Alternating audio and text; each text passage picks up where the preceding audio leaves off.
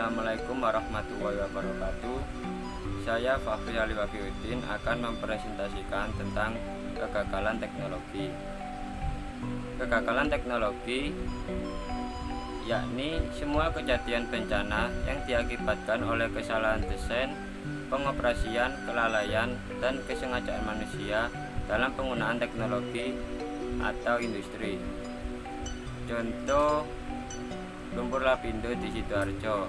Tahun kejadian 2006, jumlah korban sekitar 17 orang, kerugian mencapai 45 triliun rupiah. Mei 2006, PT Lapindo Brantas melakukan pengeboran minyak dengan teknologi yang ada. Penyebab terjadinya semburan gas disertai lumpur panas hingga kini masih misterius.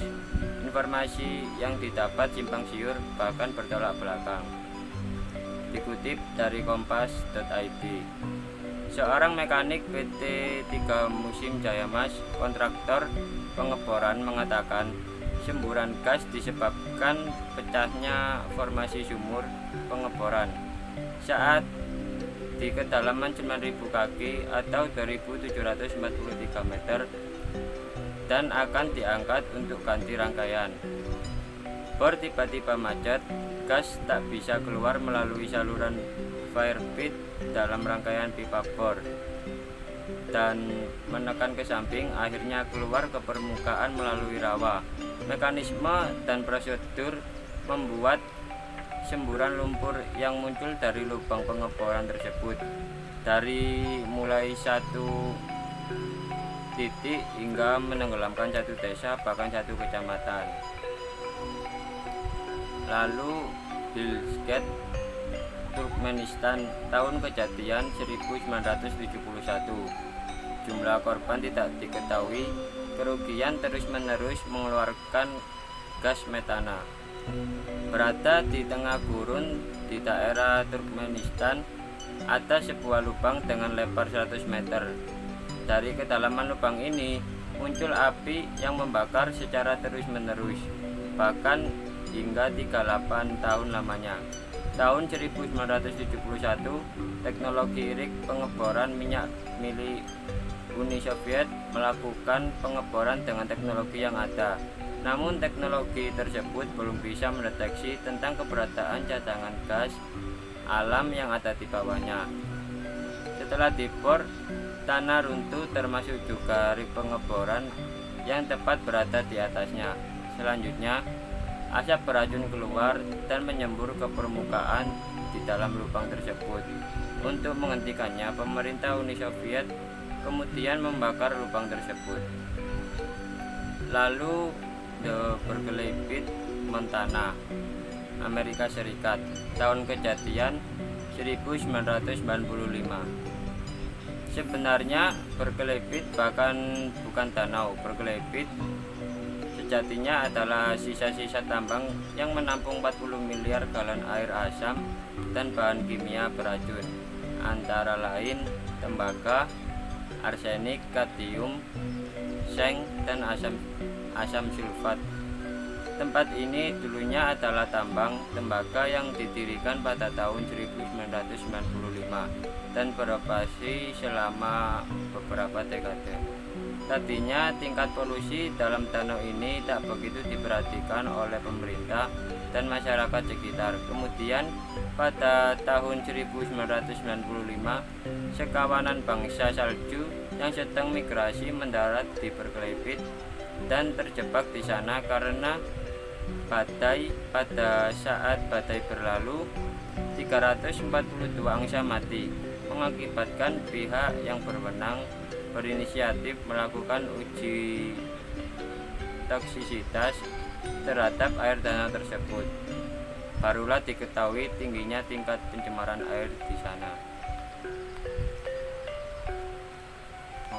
Mitigasi struktural. Mitigasi struktural merupakan upaya dalam meminimalkan bencana dengan membangun berbagai prasarana fisik menggunakan teknologi. Contoh, membangun struktur bangunan tahan panas dan anti gempa. lalu mendesain bangunan dengan atap runcing untuk menghindari endapan abu vulkanik, lalu membangun barak pengungsian permanen, lalu membuat jalur papan evakuasi, lalu menyiapkan fasilitas transportasi untuk evakuasi, lalu membangun tempat penampungan yang baik, lalu membangun dam penahanan lahar panas atau dingin, lalu membangun tanggul penahan tsunami. Mitigasi non-struktural. Mitigasi non-struktural merupakan suatu upaya dalam mengurangi dampak bencana melalui kebijakan dan peraturan. Contoh, menghindari daerah aliran lahar, lalu peningkatan kewaspadaan terhadap risiko letusan gunung api, lalu mengidentifikasi daerah bahaya, lalu sosialisasi kebencanaan, lalu penyuluhan cara menghadapi bencana, lalu sosialisasi sistem peringatan dini bahaya. Early warning. A. Pengetahuan tentang resiko. Kajian terhadap resiko bencana memerlukan pengumpulan dan analisis data yang sistematis serta harus mempertimbangkan sifat dinamis dari bahaya dan kerentanan yang muncul dari berbagai proses seperti urbanisasi, perubahan pemanfaatan lahan, penurunan kualitas lingkungan, dan perubahan iklim. Kajian dan peta risiko bencana akan membantu memotivasi orang sehingga mereka akan memprioritaskan pada kebutuhan sistem peringatan dini dan penyiapan panduan untuk mencegah dan mengulangi bencana. B. Pemantauan dan layanan peringatan. Pemantauan yang terus-menerus terhadap parameter bahaya dan gejala-gejala awalnya sangat penting untuk membuat peringatan yang akurat secara tepat waktu. Layanan peringatan untuk bahaya yang berbeda-beda sedapat mungkin harus dikoordinasikan dengan memanfaatkan jaringan kelembagaan, prosedural, dan komunikasi yang ada. C. Penyebarluasan dan komunikasi.